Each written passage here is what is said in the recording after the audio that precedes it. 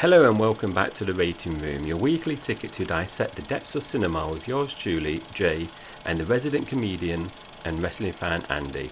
This week we dive into a film that is as emotionally turbulent as its protagonist, The Whale. The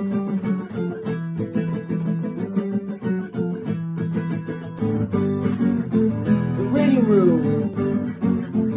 The Rating Room. Charlie is a reclusive English professor battling obesity and grief. Confined to his apartment, Charlie teaches online while yearning to reconnect with his estranged daughter Ellie.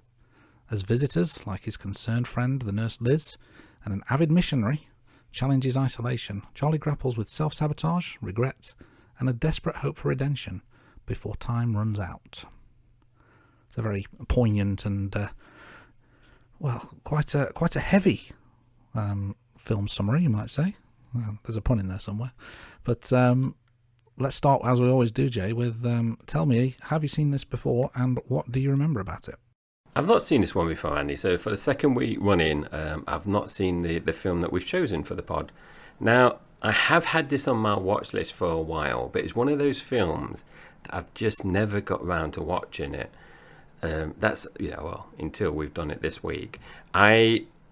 I didn't know much about the plot. All I knew that he was obese, but I didn't know why he was. And I knew, cause I read somewhere, that he had a turbulent relationship with his daughter. That's all I knew about it. So I came into this one with quite a blank slate for the second week running, really. What about you, Andy? Have you seen this one?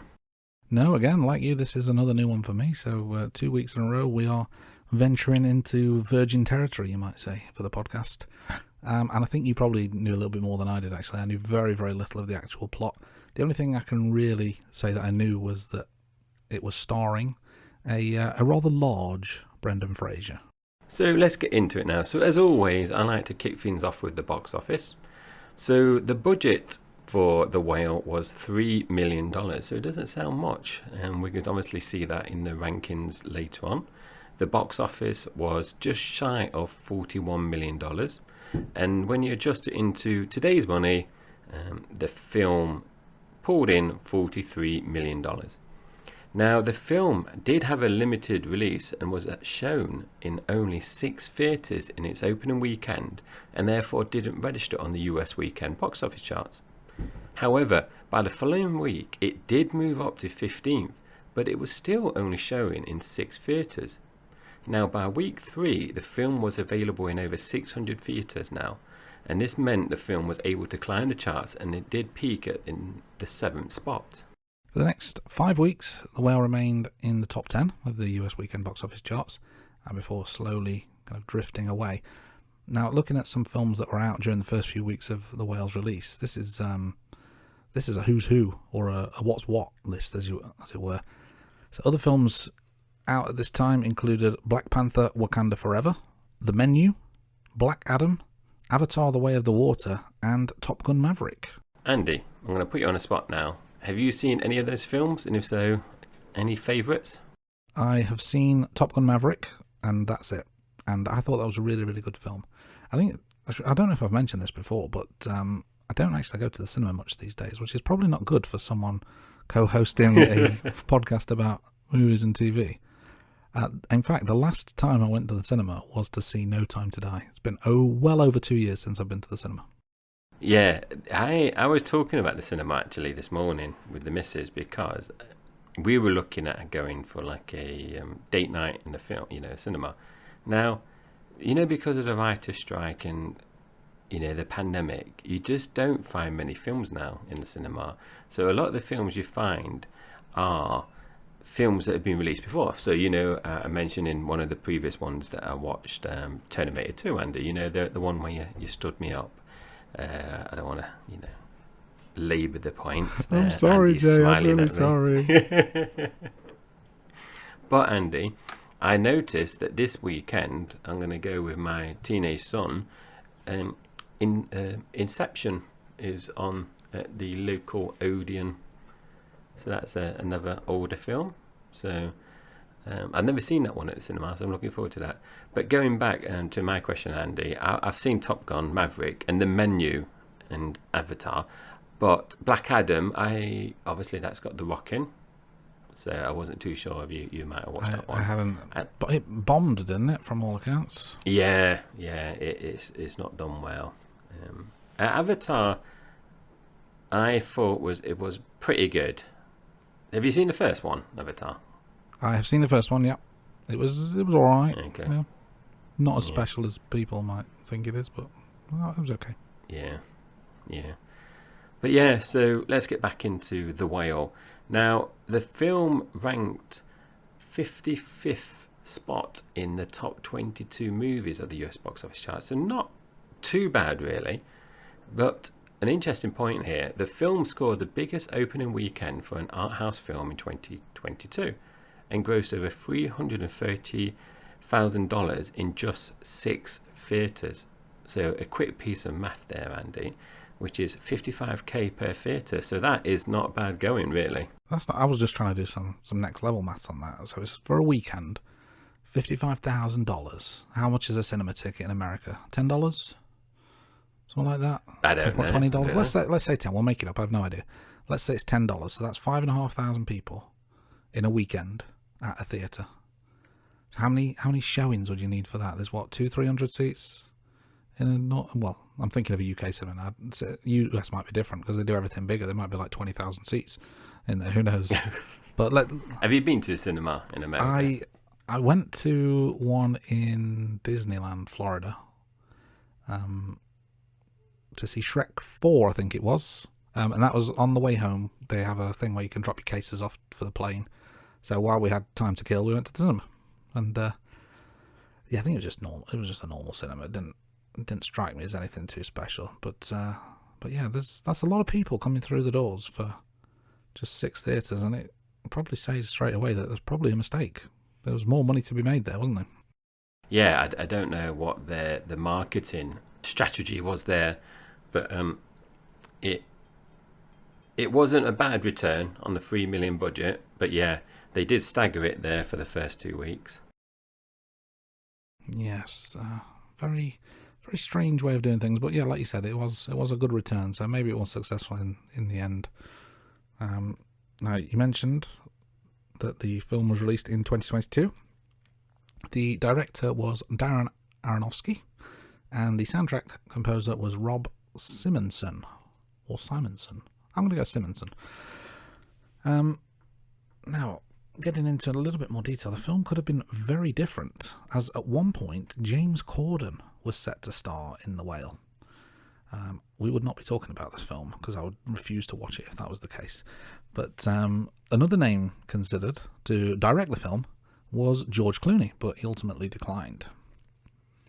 Darren Aronofsky did get the nod, and he's directed many films in his career, but he's probably known for directing bold and complex films that often depict human struggles. Some examples would be films like Requiem for a Dream, The Wrestler, and Black Swan, which explore themes of addiction and faith and obsession. And he's also directed the Russell Crowe film Noah, and Jennifer Lawrence in Mother. So he's got quite the background, hasn't he, for something like this? Yeah, he's definitely got a good resume there. And, carrying on talking about the director, he did state that he tried to make the film for over a decade, but he struggled to find the right actor to play Charlie. So luckily they didn't decide to move forward with James Corden, because I could just not see James Corden in this role. I find that really puzzling, Andy. But they did manage to find Brendan Fraser, and he's obviously the star of the Mummy trilogy as Rick O'Connell. Fraser has featured in many films during the 90s and noughties. Now, I think my earliest memory of him was in The California Man, and he's also appeared in School Ties, Gods and Monsters, Crash. Bedazzled is another classic film. I say classic loosely there, but it is a fun film. And Journey to the Centre of the Earth, which I thought was a really good film as well. It's a film that myself and the kids enjoy. And the sequel, which is, I think it's Journey to the Mysterious Island, is a film where Brandon Fraser was replaced with The Rock. So another link to wrestling there, Andy. Yeah, of course. And they worked together on The Mummy Returns, and that's how The Rock came the Scorpion King. Yeah. So you could say that Brandon Fraser helped launch The Rock's career in some ways. Yeah. I remember the Mummy. The one with The Rock in. I just remember how bad the CGI was with The Rock. It was pretty poor, wasn't it? Yes. But they were the olden days to many of our listeners, I'm sure. Some 23 years ago, or whatever it was. Yeah. Apparently, he did a lot of his own stunts in his earlier films, and he's got quite a few injuries and had to have quite a few surgeries, because he did a lot of his own stunts. Are we talking Fraser or The Rock now? Fraser, yeah. I can't imagine The Rock doing his own stunts these days. It's getting on a bit. He's got to be pretty mobile though, because my understanding is he come back to wrestling, so he's obviously got to be fairly mobile. He is back on TV, active. but not engaged in much physicality as yet. But right, okay. Yeah, there's a story to be told over the next couple of months, I would say, with The Rock and his family. We'll see how it plays out. But other stars included Sadie Sink, who played Charlie's daughter in this film. Now, those of you who know the name Sadie Sink will probably know her as Max in Stranger Things, which is certainly where I recognised her from. And she's also appeared in films including Fear Street Part 2 and 3. Someone else in the film is Hong Chow, known for a few films including Downsizing and The Menu, the latter of which was released the same year as The Whale, as I said a few minutes ago. Chow can also be seen in the Netflix show The Night Agent and TV shows such as Homecoming and Watchmen. That's interesting, Andy, because The Menu is a good film to watch. Now, when myself and my wife watched The Whale, we recognised her and we couldn't place where she was from. And then once I Googled it and saw that she's from The Menu, it's like, oh yeah, I remember her from The Menu. But The Night Agent, I don't know if you watched The Night Agent on Netflix. It's a really good show. No, I'm not familiar with it. Yeah, it is a good one. And she's in that, but she has really silver hair, so she looks really different compared to this role. And Homecoming, so that's the one with Julia Roberts, and it used to be on Amazon Prime. I listened to that's based on a podcast series, and I've listened to the podcast series, and I couldn't get into the TV one, so I think I only made it through 1, 2, 3 episodes at most. But I listened to all the podcast series, and it was really, really good, The Homecoming.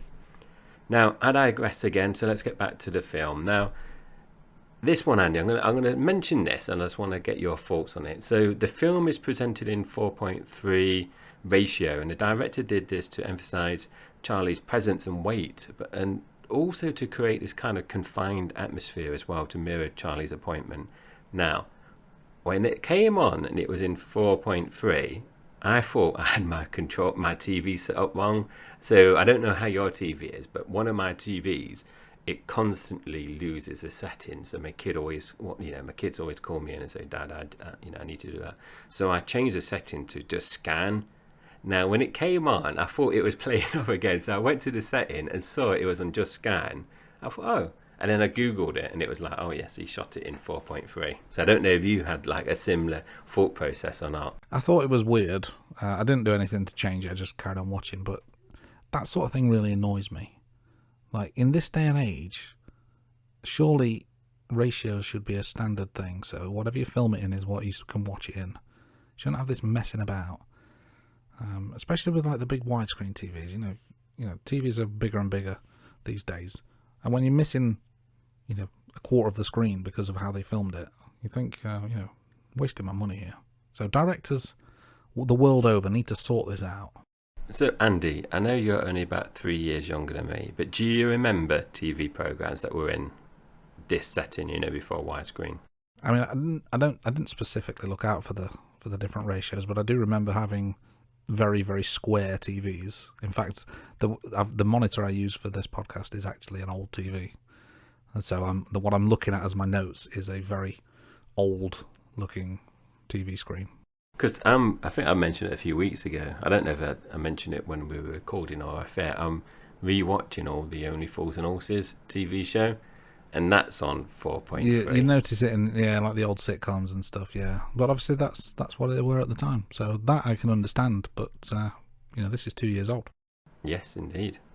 Now, Fraser spent 4 hours a day being fitted with prosthetics that weighed up to 300 pounds. So in kilograms, that's 136 kilograms. And I thought that was really interesting because Brandon Fraser has been off our screen for quite a few years. I was aware that he had put on weight, but I didn't know how much weight he put on. So, when we were watching this, I wasn't sure how much of it was genuine, because I know that he had put on a lot of weight. And I also saw when he won his Oscar, he was quite biggish, obviously nowhere near this big, but that's a lot of extra weight to be carrying around. That's like a workout, isn't it? That's an obscene amount to be carrying around.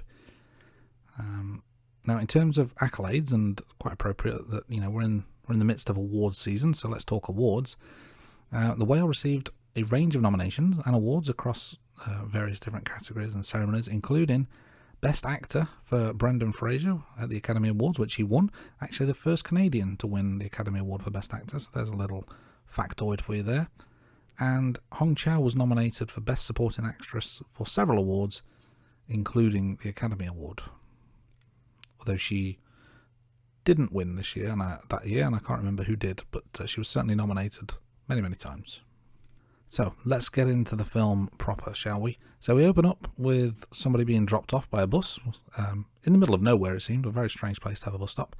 And then we cut to an online course or meeting, and there's an instructor in the middle of the screen, and he's got his camera off, so everyone's visible apart from the instructor. I, being the child that I am, wrote down in my notebook, camera off, probably wanking. Cut to the next scene.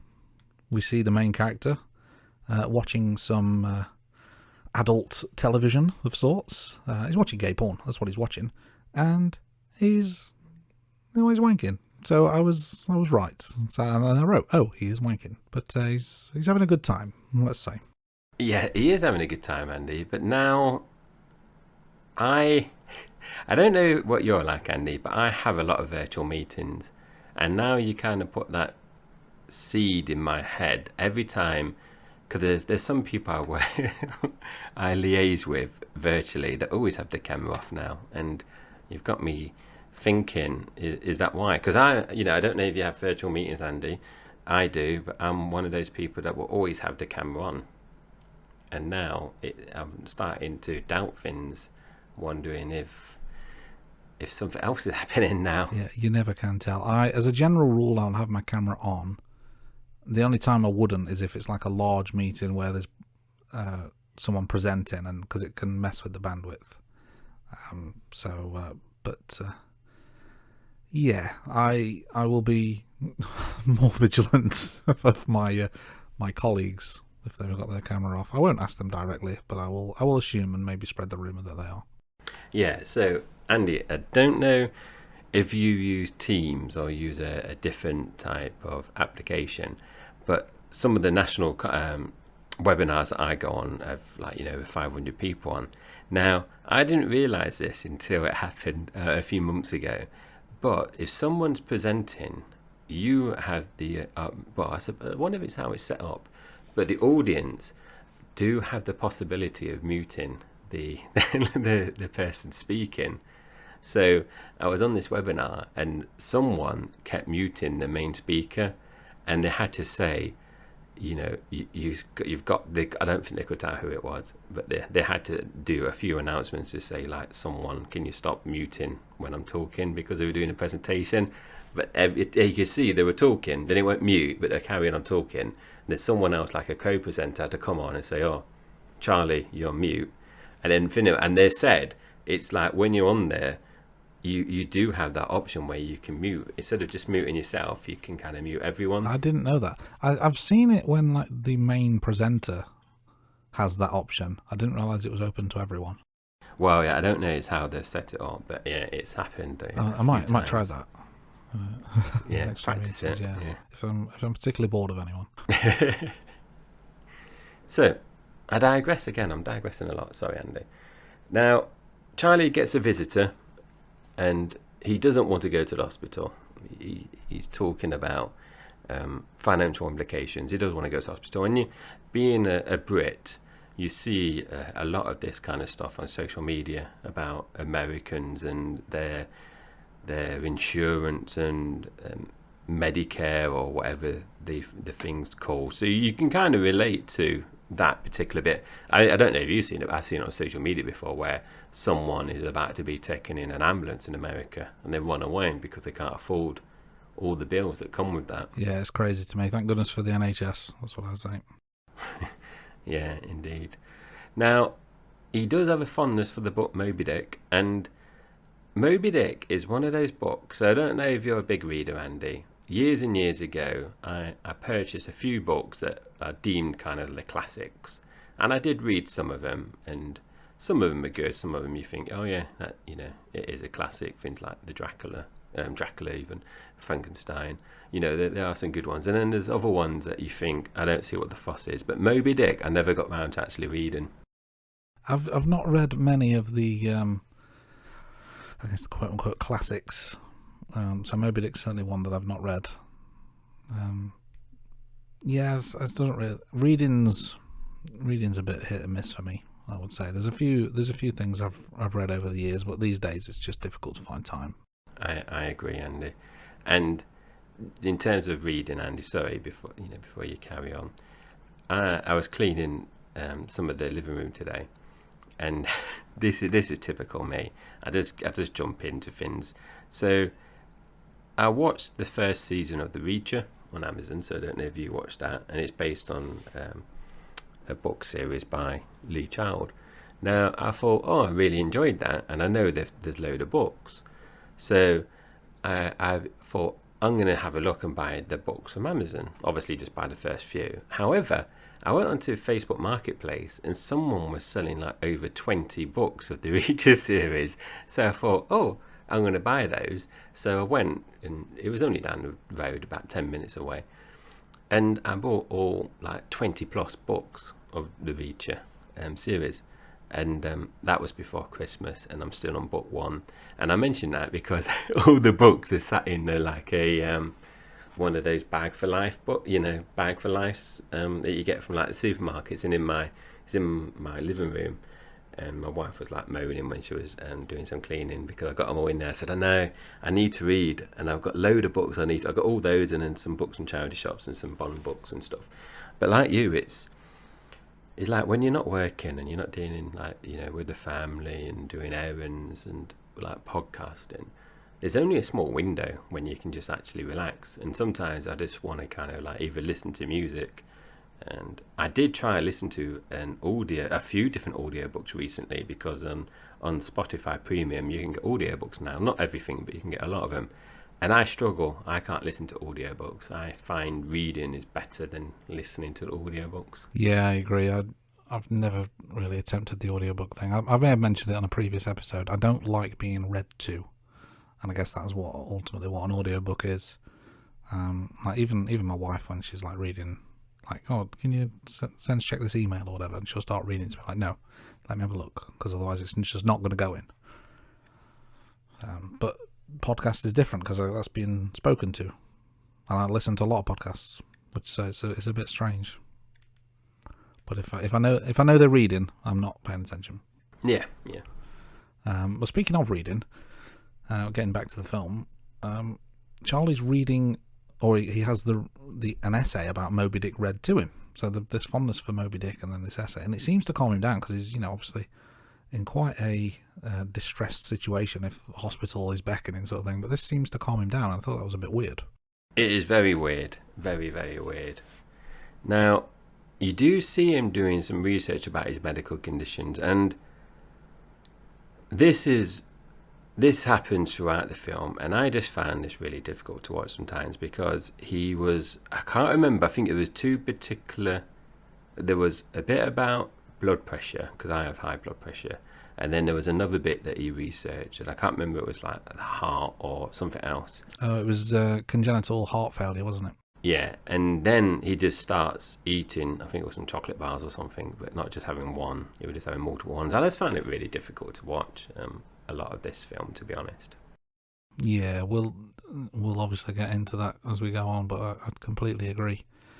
Now his friend and a nurse, I think she's a nurse, Liz, is here, and she's clearly not happy about the situation. She's quite upset with him, and the state that he's in. And this visitor, this mystery visitor, is there, and he's talking a lot of religious stuff, and she's very annoyed by that as well. And I think that will play out as the film goes on. But at this stage, she's obviously just apoplectic. Is that the right word? I've used a big word there. I don't even know if it's the right one, but it sounds good, so I want to keep it in. But she's very concerned about the situation. It's like she's at her wit's end. But then she just hands him a massive bucket of chicken. I'm like, yeah, that's going to help with his heart condition, isn't it? I know, it's not the first time. Well, it's the first time in this film, but it's not the first time. It's not the last time we're going to see her feeding Charlie with some greasy food and unhealthy food. No salads around in this film. Not a lettuce leaf in sight. No. Now, a little bit later on, his daughter turns up, and that you can really tell that the relationship is not a great one between Charlie and his daughter. Now, he even offers to give all his money to his daughter as well, and she's not a really nice person. She's not really likable at all throughout this film, really. No, she's got issues, that's to say the least. I wrote, and there's a little bit tongue in cheek, but I wrote, I can see why he walked out on her. Now, he does promise to his friend Liz that he won't have his daughter over again. Now, kind of like what I just mentioned a few minutes ago about Liz feeding him, he does then nearly choke to death on his baguette, and I can't remember what type of baguette it was, but it was a big baguette, and it was like the stuff that you get in a takeaway, like a street food place, because it's like wrapped in foil. And he is saved by his friend. Liz manages to save Charlie, and then the advert started on Prime. Now, Andy, I think this is the first time we've watched a film on Prime where the adverts were within the film. And I didn't realise they were doing that. I thought they were doing adverts only at the beginning, so it did kind of ruin the flow. I don't think they were long. I believe there were 2 adverts, but it was a bit annoying. But then I thought, I'm not paying an extra £2.99 a month or whatever it is to take them out. Oh, it really wound me up, this did. So the message came on when I logged into Prime saying, do you want to go ad-free for an extra $2.99 a month? I thought, no, I'm not doing that. And then when the film started, there was a couple of ads that you couldn't skip through. So to start, there was a couple of ads. There's only one ad for me at this point, but it was at the same point in the film. And I'm not sure if you remember what ads you saw, but the ad that I saw was for Just Eat. And I thought that was genius marketing in some regards. But yeah. I don't recall the adverts that I had. I just remember just being a bit grumpy about it. But no, Just Eat, yeah, like you said, that is. I wonder if it's intentional, because I can't remember what they were. I mean, if it's intentional, it's somewhat genius. Although this film did make me think I'm not particularly hungry right now. Normally, I like to sit with snacks as I'm watching a film. I didn't feel like eating for this one for some reason. But anyway, as the film continues after the adverts, Charlie finds an old photo of himself, looking slightly slimmer than he is these days. His daughter's round again, and she gets him to check her homework, and actually she wants him to rewrite her work rather than do it herself. Yeah, she comes round and she talks about homework a few times throughout the film, and like I said, she's just not likable at all. Now, she is quizzing him. She's doing a lot of probing about his old boyfriend as well, who died, and we find out that is the reason why he put on so much weight as well, because he's essentially you find out that he left his ex-wife and his daughter for this boy, because she even says that it was an ex-student of his. And then, he later dies as well, and he then starts eating food. Now, I made a note here and just said his daughter is a moody sod, because she just throughout the film, she's very, very moody, not likable in the slightest as well. Now, we do see him talking to the missionary again, and they're having a little heart-to-heart. Because obviously we saw him at the beginning when a missionary came, when he was watching his film, and he comes back. If I was a kind of a door-to-door salesman, which I know he's not necessarily because he's a missionary, that would put me right off knocking in that house again if that happened to me.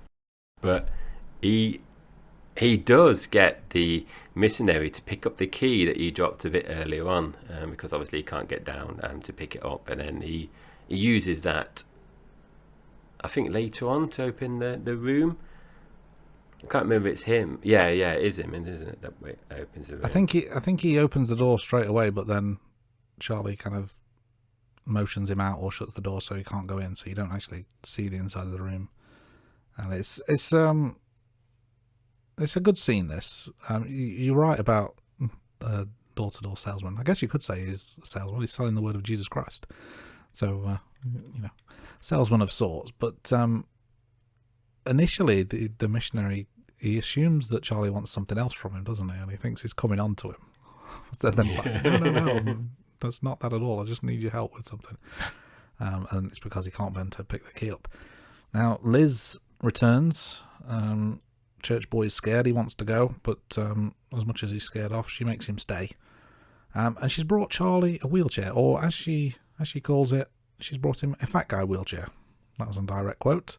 And then he starts backing into the chair, and Liz is making beeping sounds like a reversing lorry, which I think is a little bit harsh. It's a type of banter that you can have in a friendship, isn't it? I don't think if that was, because we said she's a nurse, I don't think she could get away with doing that at work. But I think, because you wouldn't do it to a stranger. No. And at this point, you don't know their relationship, do you? I think you just know the friends. It's later on, it's the reveal, isn't it, with these two? Yeah, exactly. There's definitely a friendship there, but there's not much of a backstory at this point in the film. Yeah. Well, actually, it brings us nicely on to my next comment, Andy, actually. And Liz and the church boy was my note, because I can't remember his name. Do you remember his name? Because I just referenced him as the church boy. I'm not sure if his name was known at this stage, but we find out at some point that his name's Thomas. Thomas, yes. So, but I think that's later on. Okay. So, when he's speaking with Ellie, that's when we hear his name for the first time. Okay, so it's still valid to call him the church boy / missionary, I think, at this point. Yeah, member of the God Squad. Yes. And Liz and the church boy are chatting outside, and she shares a story about her brother as well, and this is where you find out that it was her brother, and what happened to him as well. And it is a really sad story, actually. And it's really good because the score throughout this film is really haunting, actually.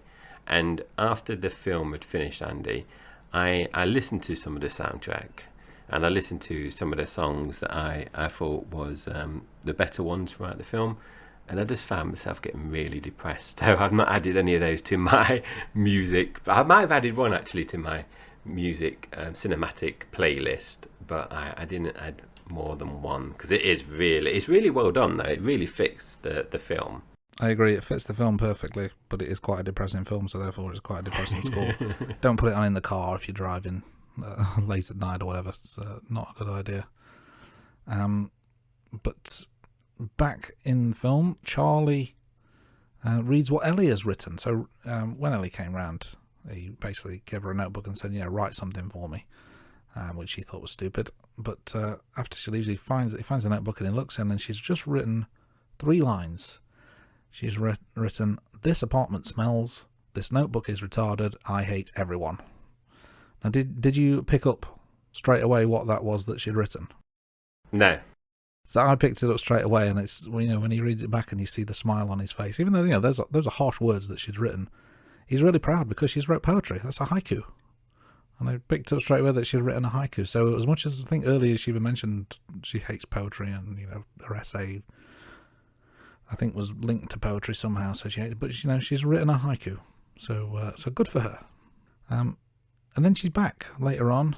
And, with the backstory that here, some of the gaps are starting to be filled in, starting to feel a little bit sorry for her at this point. As much as she's got issues and, she's causing a bit of trouble and she's not exactly been nice to him, I'm feeling a bit sorry for her at this point.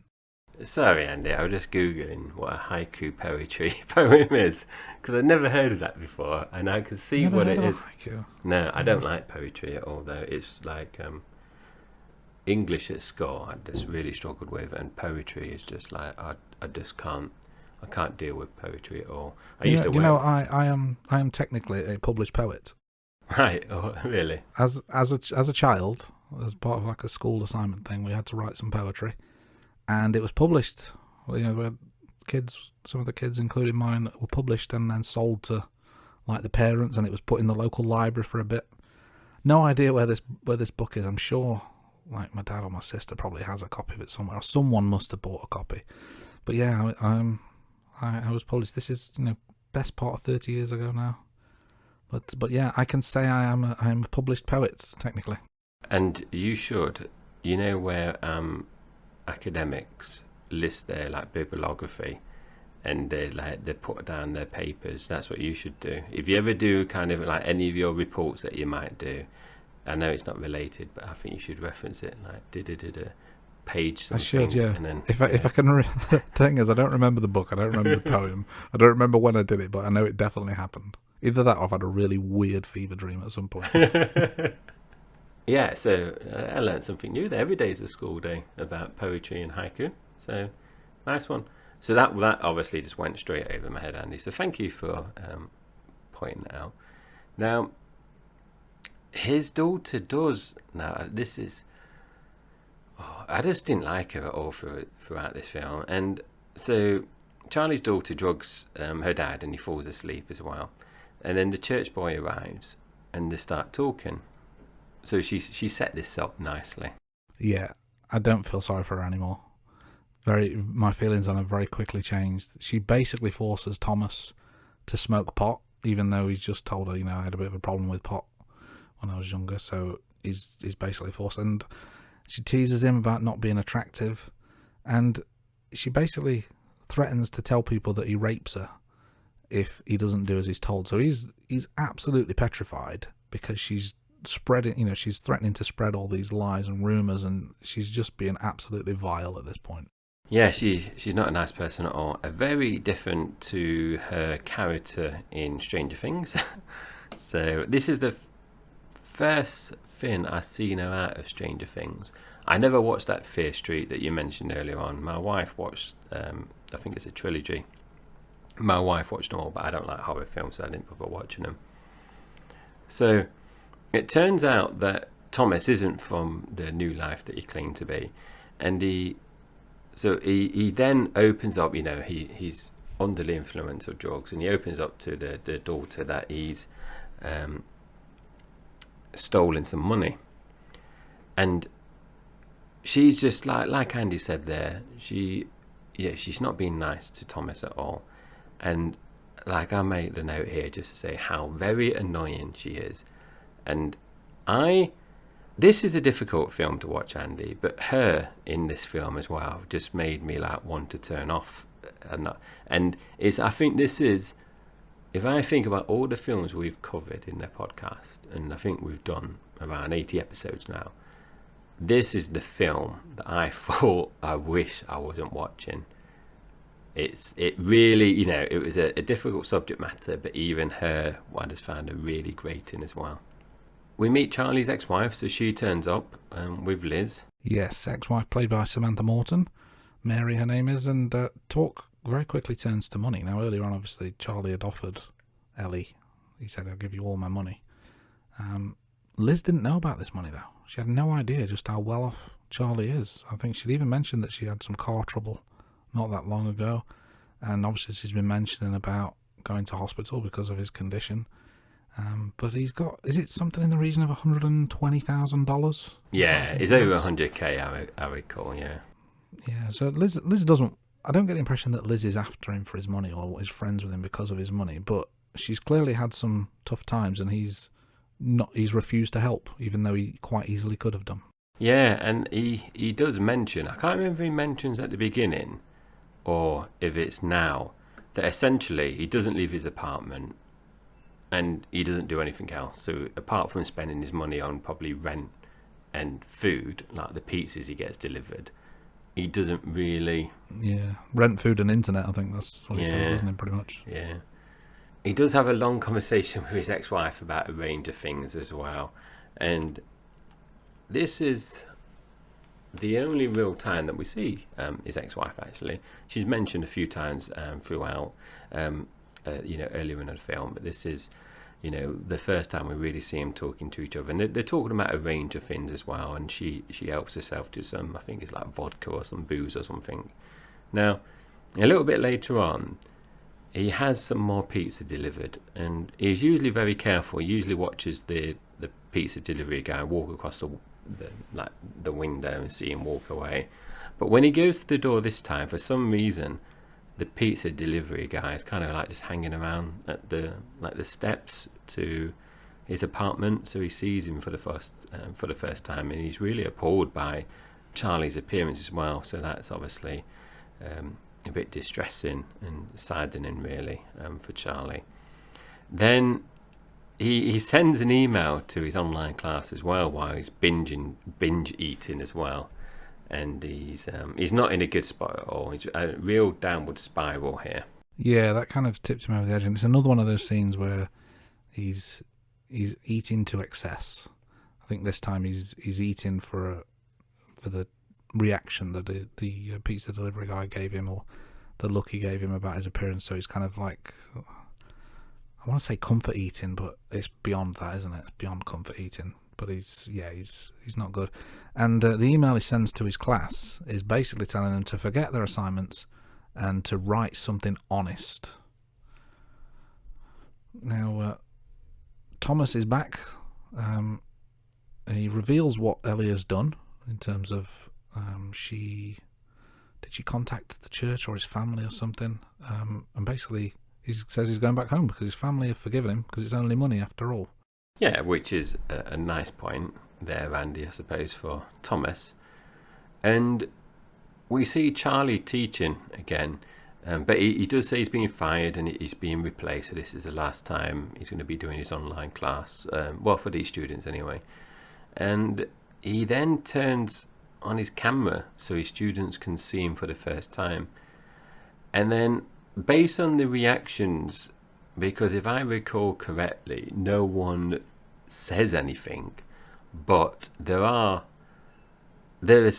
a, well, I'll let you jump in, Andy, actually. What did you think was like the students? Yeah, it was, you kind of see, obviously you see the screen, so you see him in the middle and then the various students on the small screens around him, sort of thing, and you see a mix of kind of shock, some looks of disgust, even some laughter from the students. So it's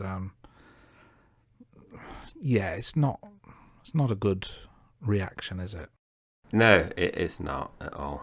And it's, I don't know what your thoughts are, Andy, but I'm not saying obviously we relate to this at all, but because of the pandemic, we've obviously been in a situation before doing like online meetings and webinars and stuff, so you can kind of put yourself in the shoes. Before the pandemic, we might have I don't recall ever doing any kind of online meetings really, or classes, so you can kind of put yourself in that situation where someone always has their camera off and then they turn it on, and you're just going to kind of like focus on that individual, aren't you? And it is really sad. And you do see him actually just throw his laptop at the fridge as well, so he's not in a good place at all. No, he's definitely not. And then Ellie comes back and she's angry about the essay that he's written from. I think she fails a class, and he tells her to read it, and so she reads it out. It turns out it was something that she wrote from the 8th grade, and it's the Moby Dick essay from the beginning of the film. So now I guess we know now why he loves Moby Dick so much. And we do, and this is the bit where the ending essentially, and it's an emotional ending really. Now, the end scene is really left up to the viewer to interpret whether Charlie actually walks or not, because you see him get up, walk to the door. His daughter's at the door. You got a bright light behind, and it kind of then fades. Now, Andy, what is your interpretation there? Do you think he did get up, or do you think he just died on the sofa? What you take I think from he it? got up.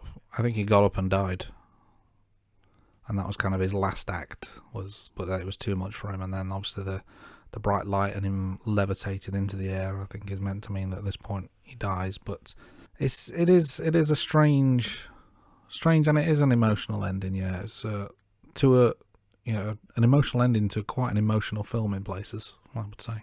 Yeah, I think I agree with you, Andy. I like to think of the kind of like the positives really in terms of that ending, and I think that would have been a kind of a nice act to do with his daughter. Show that kind of motivation in terms of getting up, because we're seeing him throughout the film that the few times that he's trying to get up, he's either collapsed or struggled, and obviously that's why Liz brought the wheelchair around earlier on in the film. Yeah, so that kind of brings us to the end of the film. Now, before going to the next segment, Jay, I'm just going to throw you a little curveball. Did you feel sorry for Charlie? I do, and I don't feel sorry for him. I don't feel sorry for his predicament really, because it is self-inflicted. But I suppose anyone that has some kind of addiction, or it could be drug, alcohol, gambling, it's obviously sad. And these people, a lot of them need external help. However, he was obviously selfish because he left his wife and kid. I think it's mentioned that he leaves her when she's in the 8th grade as well. I know the 8th grade report. 8 years old. Yeah, He was 8 years old. So obviously that's not a good thing to do. And obviously then, I don't know how long he was with the boyfriend before what happens. So that's obviously very sad. And then he's just kind of slumped and given up on life, hasn't he? So the way he's acting, it is very selfish as well. So, and we're going to talk about our ratings in a minute, but I just found the film really challenging to watch. And even though Charlie is going through the difficulties, I personally don't think he's very likable either. So it was, I wasn't necessarily like rooting for him. Like a lot of films you watch and you want like the main character, even like if he's a villain or like a kind of like an anti-hero, you're rooting for him. So that's where I kind of sat really. What about you, Andy? Yeah, the reason I ask it is at one point I was starting to feel sorry for Ellie, but then she just takes things way too far. I think, nah, screw her. She's terrible. But then he's done a lot to mess her up. Leaving, not being in contact. Sounds like, he's not even really made much of an attempt. It's not, from what I gathered, he basically phones her mum once a month to check in on her. And his justification is, oh well, he was in love. That's not good enough. There's bits where I can relate in terms of like the, when the delivery man looks at him and shoots him that look of disgust. And similarly with the students, to have someone think that of you, regardless of what your appearance is or what your weight is or anything, that's got to be hurtful. And I can relate to that from a confidence point of view, how it can shatter your confidence. But yeah, there was just he wasn't the hero of the piece. I wasn't necessarily rooting for a happy ending, as it were. Yeah, and like you said, where he said he's phoning his ex-wife up once a month and finding about his daughter. Now, that is, that's not great at all. But you kind of then, do you think that's because he doesn't value himself at all, and he I don't know, he just doesn't want to expose himself, or he kind of just thinks, I don't need to be like in my daughter's life because I'm not going to bring anything positive to that, and that's why he just keeps the distance. And at the back of his mind, he's thinking he can probably not necessarily make it okay, but if he can just die, then pass over the money to her, then at least he's done something for her, even though he's not being around. He's whatever age she is. Yeah, he's looking for the easy way out. I think it's a bit of a cop out. But yeah, I just thought I'd throw that because that probably leads into our thoughts on ratings, and may lead us one way or another in terms of what we think of it. So, based on all of what we've spoken about there, what does that do to your rating out of 10? Despite the commendable performances from the cast, so not, Brendan Fraser in particular was obviously really, really good, and you mentioned earlier on he won an Academy Award for it, but there was obviously strong cast as well from Sadie Sink and Chow as well. But for me, it was just so, you had your haunting soundtrack. It was everything. I don't know what the filter was, but it was just always dark. It was just bleak all the time. I found it very emotionally taxing as well, and like I said, sometimes it was just so challenging for me to watch. And I know it's probably a subject matter that you can't enjoy, but you watch a film to enjoy it, even if it's not a film that's going to all sunny and everything. You do want some enjoyment out of the film. And I just really struggled. And like I said earlier, I think out of all the films we've watched in season 1 and season 2, this is the one that I thought, if we weren't doing a podcast on, I probably would have turned it off. And I just carried on doing it. So therefore, in terms of my rating, it's just in the middle, really. So 5 out of 10. And I would have to look through my scores to see if that's the lowest one I've ever done. Because it might be joint. I would have to have a look in my Bond seasons. I can't remember going lower than 5, but it's definitely one of the lowest, if not the joint lowest one. I don't remember anything below a 5 from you either, to be honest. So this could be a new low for you. Yeah, could be a new low. And obviously, I've given my score, Andy, very. I won't say average at all. Very, for me, it was a difficult watch. What about you, Andy? Did you find it challenging as well? And what was your score out of 10? I didn't find the film enjoyable because of the subject matter, but I thought the performances were excellent. I would say it's a very good film for what it is. It's not one of those where, if you just want to laugh of an evening just to take your mind off things. It's not one of those kind of films. It's one of those where you have to study it a little bit and just appreciate it. You don't enjoy it, you appreciate it, I think.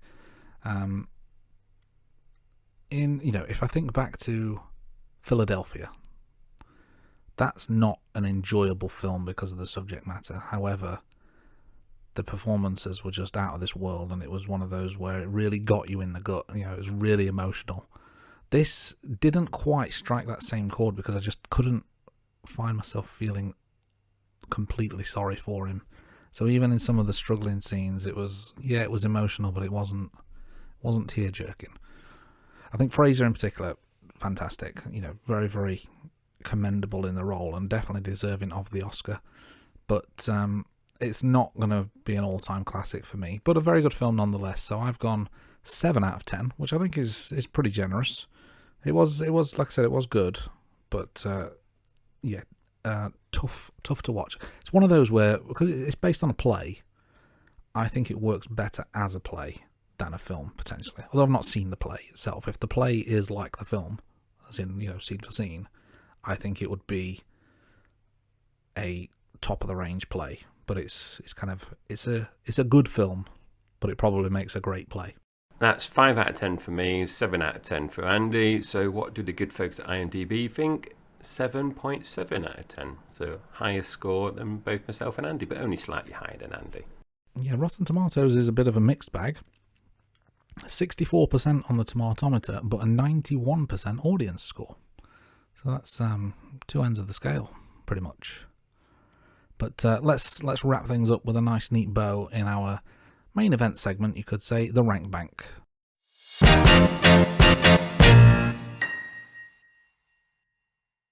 So, Jay, as always, why don't you kick us off with some run times? So in terms of the run times, The Whale was a very, it was a difficult long watch as well, actually. And I must admit, when watching this film, it felt every minute of this one time. So The Whale was 1 hour and 57 minutes.